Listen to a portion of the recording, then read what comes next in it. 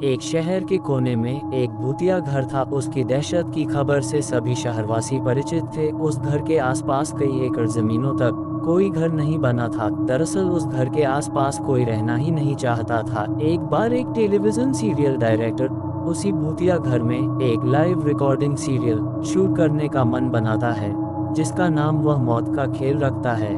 इस खेल में चुने हुए प्रतिभागियों को भूतिया घर के अंदर पूरी रात गुजारनी होगी और इस दौरान हर कमरे में कैमरे लगे होंगे जो इनके डर भरे पलों को रिकॉर्ड करेंगे, और अंत में जो प्रतिभागी बिना डरे पूरी रात गुजार लेगा उसे 1 करोड़ की इनामी राशि दी जाएगी। सीरियल डायरेक्टर मौत का खेल की घोषणा सारे शहर में कर देते हैं, लेकिन उन्हें प्रशासन का एक नोटिस आता है कि आपको उस घर में शूटिंग करने की इजाज़त नहीं मिल सकती। वह घर खतरे के दायरे में आता है।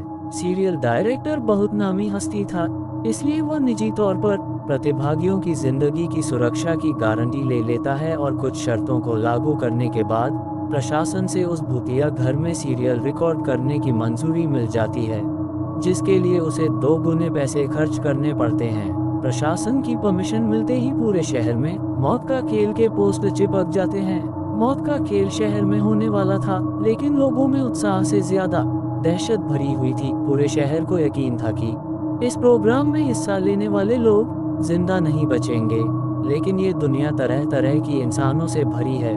उस प्रोग्राम में इनाम की लालच में कुछ लोग हिस्सा लेने पहुंचते हैं। सभी प्रतिभागियों को उनके नंबर दिए जाते हैं और साथ ही उनके हाथ में एक इलेक्ट्रिक ब्रेसलेट बांधा जाता है। यदि उन्हें डर लगे तो वह उसमें लगी बटनों को दबाकर इस प्रोग्राम से बाहर आ सकते हैं। दिन के समय ही बिल्डिंग के कमरों में कैमरे लगा दिए गए थे, क्योंकि रात को भूतिया आत्माएं उस बिल्डिंग के कमरों में दहशत का तांडव मचाती है, और रात के समय अंदर जाने की हिम्मत बहुत कम लोग ही जुटा पाए थे। एक एक करके सभी प्रतिभागी अंदर चले जाते हैं। सभी अपने नंबर के हिसाब से अपने कमरे को चुनते हैं, और अंदर जाते ही सभी को अंदर से ताला लगाकर चाबी बाहर फेंकनी होती है। दरवाजे का ताला इलेक्ट्रॉनिक बनाया गया था। उनके हाथ में लगे ब्रेसलेट के बटन दबाते ही वह ताला खुल सकता था, लेकिन ये बात उन्हें बताई नहीं गई थी। अगर किसी प्रतिभागी ने वह ताला खोला तो प्रतिभागी प्रतियोगिता से बाहर हो जाएगा,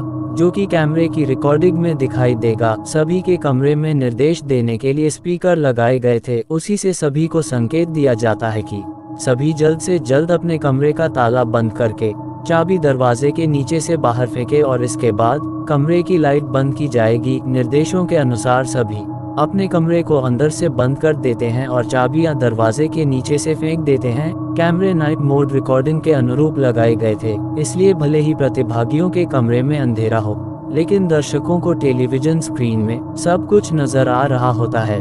धीरे धीरे डर की दस्तक हो जाती है। प्रतिभागियों में से एक लड़की अचानक अपने कमरे में चीखने लगती है। उसे ऐसा लगता है कि कोई उसका गला दबा रहा है और वह छटपटाने लगती है। कुछ ही देर में वह डर से बेहोश हो जाती है। उसके बेहोश होते ही लाइव सीरियल देख रहे दर्शक घबरा जाते हैं।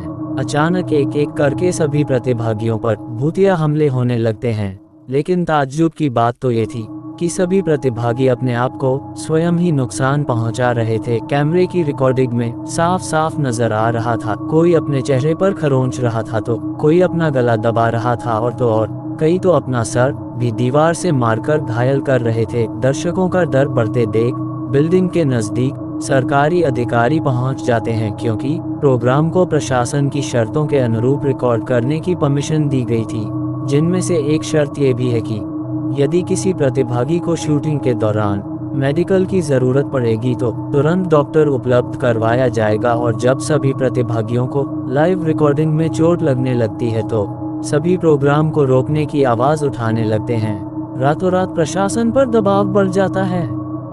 दर्शकों में दहशत फैलते देख प्रोग्राम का प्रसारण रोकने के आदेश आ जाते हैं। तुरंत प्रोग्राम का टेलीकास्ट रुक जाता है और अब जद्दोजहद होने लगती है।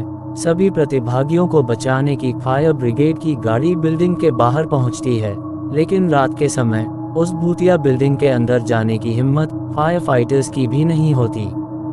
सभी बाहर से खड़े होकर प्रतिभागियों की मौत का तमाशा देख रहे थे, क्योंकि सभी उस बिल्डिंग के खूनी इतिहास से अच्छी तरह वाकिफ थे। कमरे में लगे हुए स्पीकर की मदद से सीरियल का डायरेक्टर प्रतिभागियों को ब्रेसलेट का बटन दबाकर बाहर आने का निर्देश देता है, लेकिन किसी प्रतिभागी को स्पीकर से कोई आवाज़ सुनाई नहीं देती और न ही प्रतिभागी इतने कंट्रोल में थे कि वह ब्रेसलेट की बटन दबा सकें। देखते ही देखते सभी प्रतिभागी लाइव रिकॉर्डिंग में ही आत्महत्या कर लेते हैं, लेकिन सब जानते थे कि ये भूतों के द्वारा किया गया नरसंहार है। सुबह होते ही सबकी लाशें निकाली जाती है और सीरियल डायरेक्टर को भारी मुआवजे के साथ कई साल की जेल की सज़ा सुनाई जाती है और उस बिल्डिंग को हमेशा के लिए नो विजिट जोन घोषित कर दिया जाता है और इसी के साथ यह कहानी समाप्त हो जाती है।